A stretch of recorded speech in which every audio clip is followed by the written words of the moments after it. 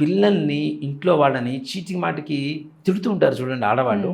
దానంత పరమ దరిద్రం ప్రపంచంలో ఇంకోటి లేదు. నువ్వు చావు, నీ పిండం పెట్ట, నీ తద్దినం పెట్ట, వీడిట్లా వాడిట్లా దేనికి? ఇప్పుడు అట్లా తిడుతున్నప్పుడు మనమే ఇంట్లో ఉండము. ఇల్లు పడుగని చెప్పి మనం వెళ్ళిపోతాం మనం. అవునా? అలాంటిది లక్ష్మీదేవి ఎందుకు వస్తుంది నాన్న ఇంట్లోకి? ఇల్లాలు ఎప్పుడు కూడాను ప్రశాంతమైనటువంటి వాతావరణంతో ఉండాలి. నిజంగా కోట్ల రూపాయలు ఉన్నటువంటి ఆడవాళ్ళు, మగవాళ్ళు ప్రశాంతత లేకుండా కొంతమంది ఉన్నారు.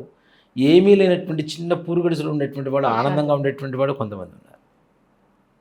అక్కడేంటి వాళ్ళ మనస్సు, వాళ్ళ ఆలోచన, వాళ్ళ విధానం, వాళ్ళ బిహేవియర్ మాత్రమే కేవలం.